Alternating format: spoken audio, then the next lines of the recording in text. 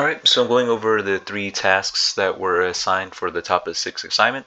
So the first task is looking at paired data analysis, and the 2 tests that come to mind for this type of analysis is a paired sample t-test or a Wilcoxon-Klein rank test. So the data set that I'm using is it's looking at the uninsured insurance coverage rates in 2010 compared to 2015. And the reason why those 2 years are chosen specifically is to check to see the impact of the Affordable Care Act that was enacted. So the 2 variables, again, are the average uninsured coverage rates across all 50 states in 2010 and then in 2015. So in order to do a paired sample t-test, I first want to look at the hypothesis that we have. So the null hypothesis is that there is no significant difference in the average uninsured rates between 2010 and 2015, and then our alternative hypothesis is that there is a significant difference in the average uninsured rates in 2010 and between 2015. But in order to do a paired sample t-test, there are some assumptions. First, there is that the normality of the differences is that the differences are normally distributed, is what I meant to say. And the other assumption is that there is that the data be continuous. So if the normality of differences assumption is violated, it can inflate type 1 or type 2 error. So to remedy this, we can instead use a Wilcoxon-Klein rank test. And again, if the data is not continuous, a Wilcoxon-Klein rank test again could be used. However, it should be noted that the Wilcoxon-Klein rank tests will no longer be testing the means. Instead, it will be looking at the medians instead. So in order to do this test, I first conducted a test to check to see if there was the differences were normally distributed. And to do that, I did a Shapiro-Wilk test, which is our results were found here using the Shapiro-Wilk test. So it found that the differences between 2010 and 2015 were normally distributed. So we failed to reject our null hypothesis for this test. And we can see that because we got a very low p-value, much less than 0.05. And so from there, instead of doing the Wilcoxon-Klein rank test, we can in fact use the paired sample t-test. And then so once we ran the paired sample t-test, we found that our p-value is very low, much less than 0.05. So because of this, we can reject the null hypothesis, and thus there is a significant difference in the means. So what this would tell you in regards to our test is that there was indeed a significant difference in the average uninsured coverage rates from 2010 to 2015. Alright, and then now going on to the next task, which is multiple population means analysis, and the tests that come to mind are the one-way ANOVA test and the Kruskal-Wallis test. So our data set that I decided to go over is a data set that has each NBA player that played in the 2021 season, and it has various statistics and characteristics regarding each of these players.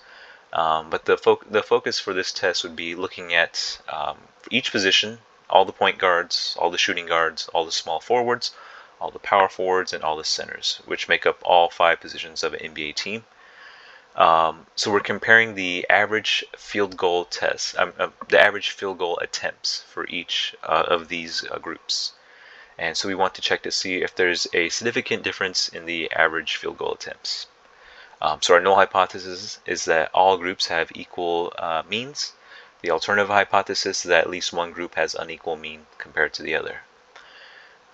So the assumptions for running a one-way ANOVA test is that the observations are independent and there is a normal distribution and variance amongst the dependent variables. So by violating the independence can result in your p-value being invalid, and then violate the normality can make the F statistic inaccurate, and also violating equal variance can increase error rates.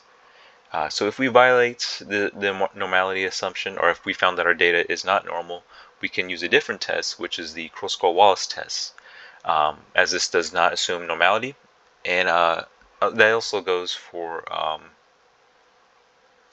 actually, so This test, the thing you have to know about the Kruskal-Wallis test again is that it tests for the mean and not, it tests for the median and not the mean, because this is a non-parametric test.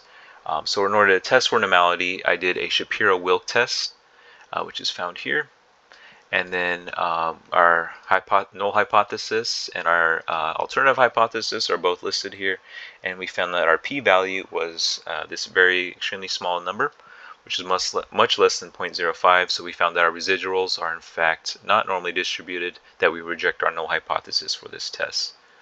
And then also we need to run a Levene's test to check for the variance, to make sure that there's equal variance. Even though we already violate our other assumption, we can still run this test. And so our null hypothesis and our alternative hypothesis are listed here. All groups have equal variance for the null hypothesis, and that at least one group has a different variance. So we found a very extremely small p-value, much less again than 0.05. So we can reject the null hypothesis, and thus at least one group has a different variance. So since these are both violated, we can run the Kruskal-Wallis test instead of the ANOVA test. And the null hypothesis for this test is that all group medians are equal, and the alternative hypothesis is that at least one group median is in fact different. So we found our p-value to be 0.0510. So therefore we reject the null hypothesis. And so there is no significant difference in the medians between each of these 5 positions of NBA players. So again, rewording that, this could lead us to believe that for each position in NBA, there's not a significant difference in the most middle value of the field goal attempts for these each of these positions. Alright, and then the final test we decided to go over was the variance comparison analysis. And that's using the Levene's test. So my data set for this is it's a group of students that there's various characteristics for these students, and so we're trying to see how each of these characteristics might affect the exam scores. And so the characteristic in particular I'm looking at is the for comparing the students that attend a public school versus students that can attend a private school. So we're checking to see if the spread of the if we're checking to see if the variance is equal amongst these both groups. So our null hypothesis is that the variances for both groups are approximately equal, and then for the alternative hypothesis, it's that at least one group has a different variance. So for this test, like I said, we did a Levene's test, as it's robust. It doesn't require that the data be normally distributed. However, it does assume that we are testing the variance of the dependent variable across groups defined by the independent variable. So our dependent variable in this case is the test scores, and the independent variable is the fact that students either went to a public or a private school. So if we use data that violates the assumption that we are testing independent observations, then the variance estimation is biased and our results are not valid. And then, so a possible remedy to this, we could use like another test such as the ANOVA test, which is used for dependent variable relationships. And then also, the test results become less reliable if the data is not continuous or it's skewed, as it uses the mean to calculate these, to calculate the Levene's statistic. So in this case, we found that our p-value was very low. However, we failed to reject our null hypothesis, and then by failing to reject the null hypothesis, we showed the variances are approximately equal. So what this would say in regards to our data set is that the spread of the test scores amongst the private school students and the public school students is approximately equal.